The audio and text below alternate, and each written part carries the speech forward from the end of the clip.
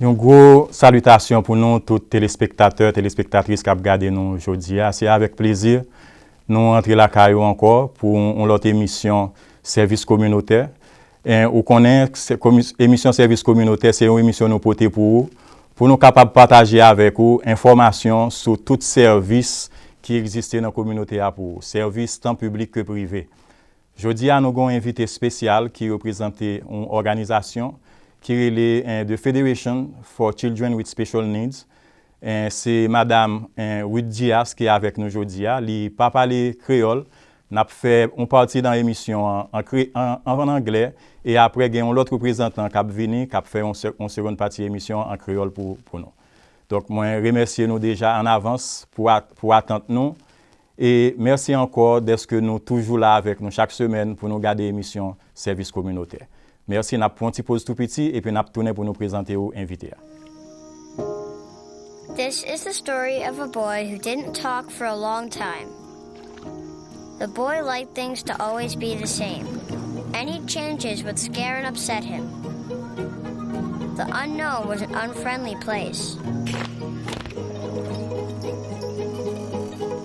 The boy was very sensitive to lights and sounds. So he built secret hiding places where they couldn't get in. The boy didn't like looking people in the eye. He wasn't trying to be mean, it just made him feel uncomfortable. Sometimes he would flap his arms again and again. One day I found out I have something called autism. My family got me help. Slowly, I found my voice and learned all the ways I could live with it better. Early intervention can make a lifetime of difference. Learn the signs at autismspeaks.org. Yes, this is Miss Ruth Diaz with us today from the Federation for Children with Special Needs.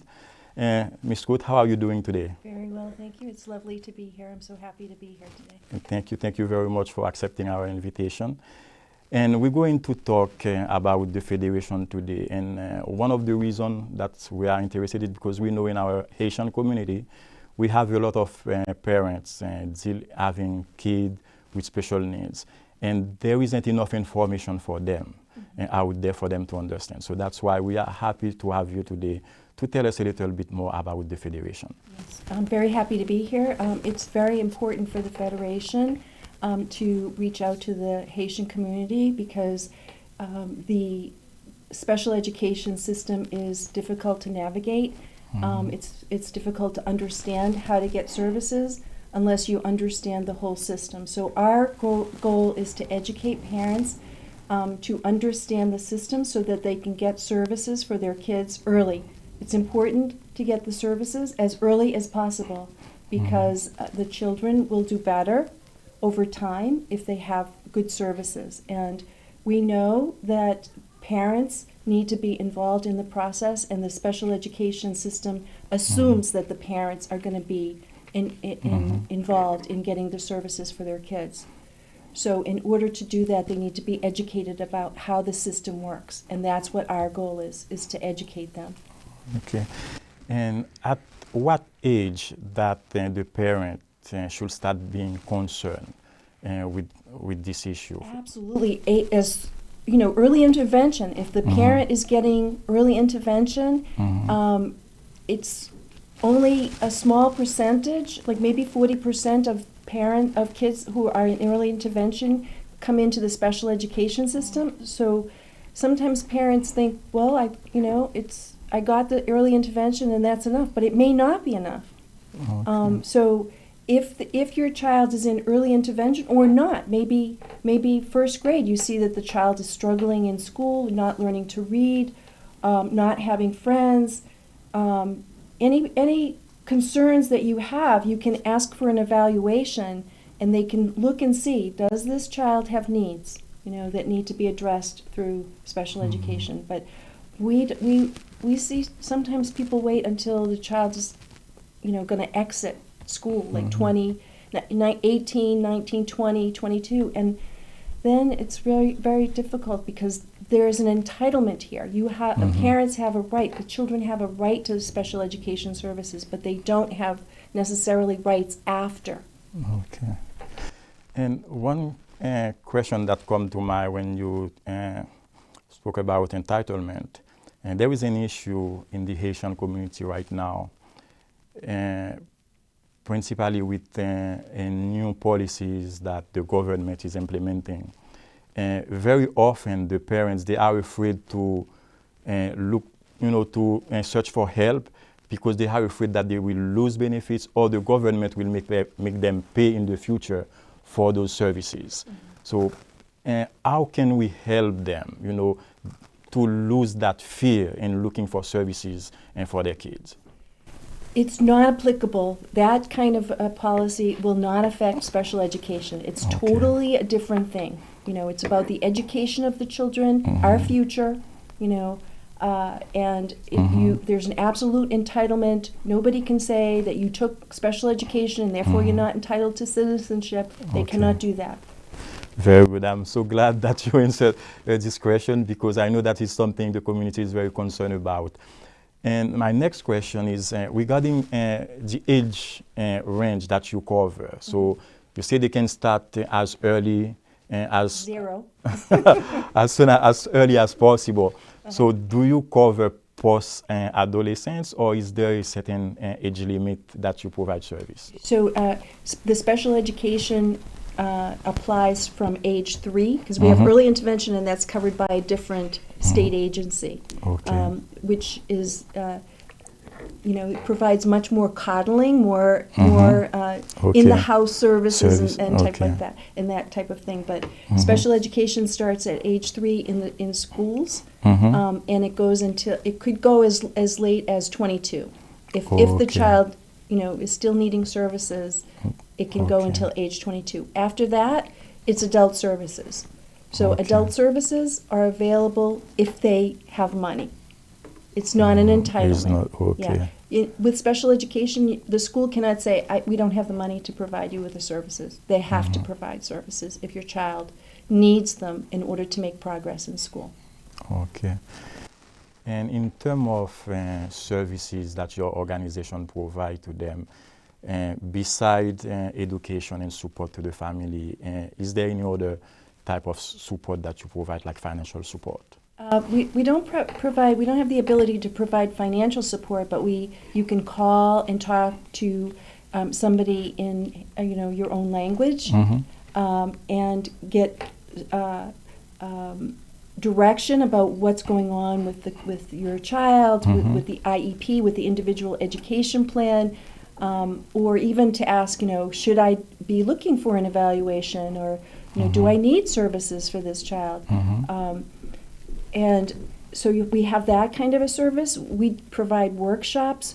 So we're going to be doing workshops in Boston, in Mattapan, maybe at Haffey. I'm not sure exactly of the location, but we're going to be doing 3 workshops in the fall on what's the basic understanding of the law and the procedures, and then another workshop on what's the form, this IEP form, what do these pages mean and how does it all fit together?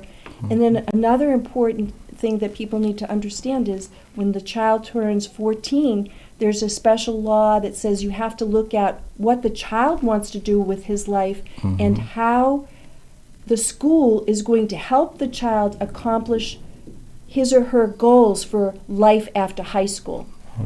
So we're going to be doing those and we'll provide flyers and everything so that we want to get the word out about these workshops.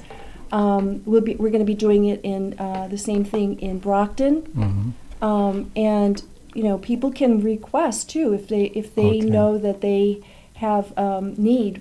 We want to do Turning 3, for example, which is when your child is in early intervention and looking at how do I get into special education. That's another workshop that we're looking to offer to the Haitian community.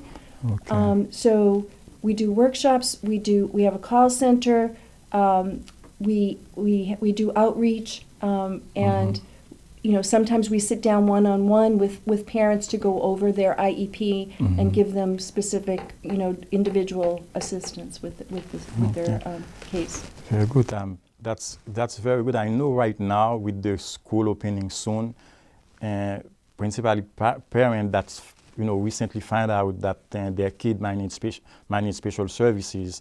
What is the phone number for the federation? In case they need help, they can call for us to ask for assistance. Okay, it's 617-236-7210.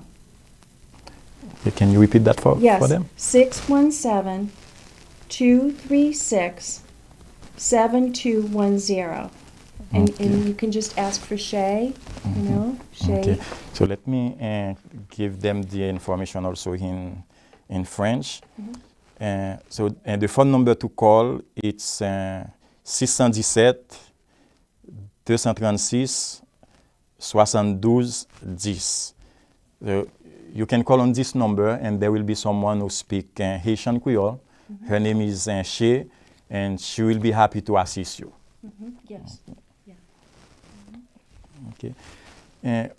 One of the concern many of people I meet in the community has is about choosing a school for their kid. Very often people they find themselves being rejected based on their area of residence, and they have to go to different city in order to find a specialty school for their kid. Could the Federation assist them with that? Can the Federation provide some assistance, helping them find a school close or near the community where they live? We are mostly working with special education, but yes, people can call and we can talk with parents about which school might be the best, depending on what the needs are of the child. Okay. Yes. Okay. Thank you so much, Ms. Diaz, for being here with us. Dear friends that's listening, that's watching us right now, please remember, the assistance is there, the help is there for you. So please pick up your phone if you need assistance and call the Federation. And soon you heard Ms. Diaz announcing that there will be a workshop in Marapen at the HAFI. I know a lot of you know where HAFI is located. If you have any questions, you can call the Federation, call HAFI, find out when the workshop will be, and so you can participate and get the appropriate assistance for your children. Thank you very much, Ms. Diaz. Thank you very much for having me. Dear friend, thank you for being with us, watching us, and we will see you next time, and hopefully we will have the next guest to present to you the same information in Haitian Creole. Thank you. This is the story of a boy who didn't talk for a long time. The boy liked things to always be the same. Any changes would scare and upset him. The unknown was an unfriendly place. The boy was very sensitive to lights and sounds. So he built secret hiding places where they couldn't get in. The boy didn't like looking people in the eye. He wasn't trying to be mean, it just made him feel uncomfortable. Sometimes he would flap his arms again and again. One day, I found out I have something called autism. My family got me help. Slowly, I found my voice and learned all the ways I could live with it better. Early intervention can make a lifetime of difference. Learn the signs at autismspeaks.org.